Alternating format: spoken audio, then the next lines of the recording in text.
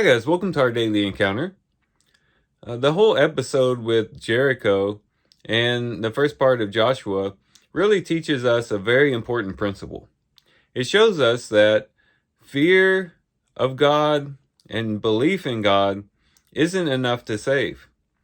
All the inhabitants of Jericho believed in Yahweh, and they also feared Yahweh. They had heard that the Lord had caused the children of Israel to go across on dry land, across the Jordan, and they were very much afraid. They heard about what God had done through his people against Sihon and Og and those powerful kingdoms toward the east of the Jordan. And they were very much afraid, but yet they still were not saved. As a matter of fact, only one person was saved in her household, and that was Rahab. And Rahab also believed that Yahweh existed, and she also was afraid. She had reverence for Yahweh as well. But the difference was her belief in God and her reverence for God led her to align herself with the purposes of God. And that made her set apart from the rest of the inhabitants of Jericho. The fear and the reverence of God and belief in God for the rest of the inhabitants led them to do what? To persecute the spies that were sent, and then also to shut themselves up in the city, trusting in their city walls, instead of stepping out in faith, aligning themselves with the purposes of God, and trusting that God would save them. And so this shows us a very important principle that oftentimes might be overlooked.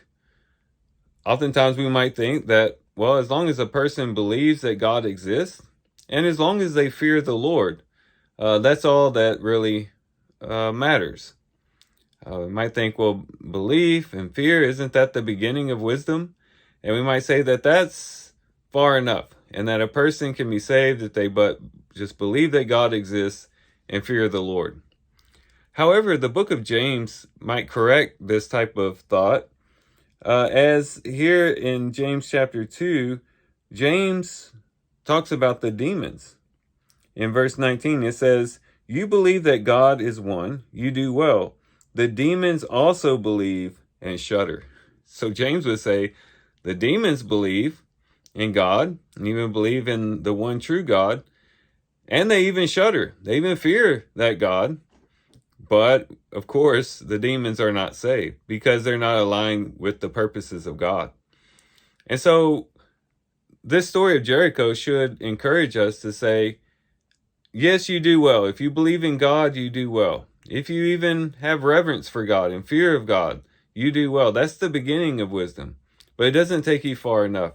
One must also be prompted then to align themselves up with the purpose of God in submitting to God and letting that faith be demonstrated through obedience and service to the Lord.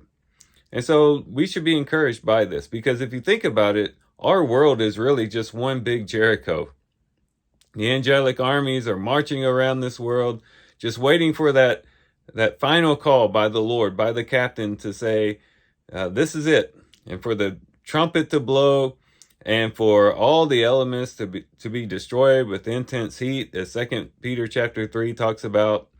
One day this world will be destroyed. One day the walls of the physical realm that we know will fall down. And it's not just enough to know that God exists and even to fear the power of God, but we are to align ourselves with the Lord and to show our allegiance to him by submitting to him and giving our lives in obedience to him. So hopefully we'll be encouraged to follow after Rahab's example, not the rest of the inhabitants of Jericho. And that we'll follow Rahab's example. Yes, we'll have faith.